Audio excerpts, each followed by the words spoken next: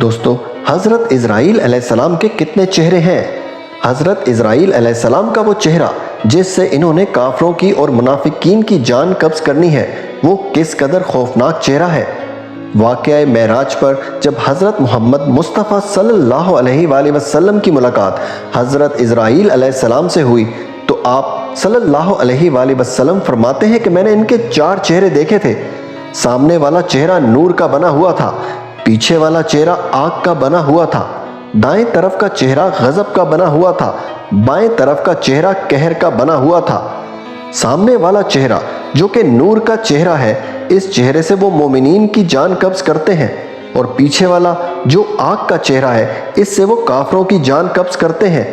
غضب کے چہرے سے آپ گنہگار مسلمانوں کی جان قبض کرتے ہیں، اور قہر والے چہرے سے آپ منافقین کی جان قبض کرتے ہیں۔ ایک روایت میں ملتا ہے کہ حضرت ابراہیم علیہ السلام کی فرمائش پر انہوں نے حضرت اسرائیل علیہ السلام کو ان کے اس چہرے میں دیکھا تھا جس چہرے سے وہ کافروں اور گنہگاروں کی جان قبض کرتے ہیں۔ حضرت ابراہیم علیہ السلام پر بھی غشی طاری ہو گئی تھی۔ آپ نے کیا دیکھا؟ آپ نے دیکھا کہ آپ کا ایک پاؤں مشرق کی طرف ہے اور دوسرا مغرب کی طرف تھا، اور سر آسمان سے اوپر تھا۔ آپ کا رنگ سیاہ تھا اور آپ کے سر مبارک سے آگ نکل رہی تھی۔ حضرت ابراہیم علیہ السلام نے جب حضرت اسرائیل علیہ السلام کو اس حالت میں دیکھا تو آپ بے ہوش ہو گئے تھے۔ جب آپ ہوش میں آئے تو دوبارہ آپ اپنے نور والے چہرے میں حضرت ابراہیم علیہ السلام کے سامنے کھڑے تھے۔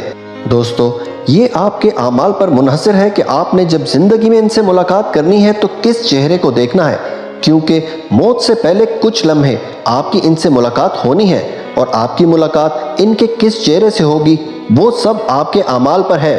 اور اللہ نہ کرے کہ جس چہرے کو دیکھ کر اللہ کے برگزیدہ نبیوں اور اتنے عالیشان مقام رکھنے والے نبیوں پر غشی طاری ہوتی ہے، اس چہرے کا کبھی کسی کو سامنا کرنا پڑے۔ آمین۔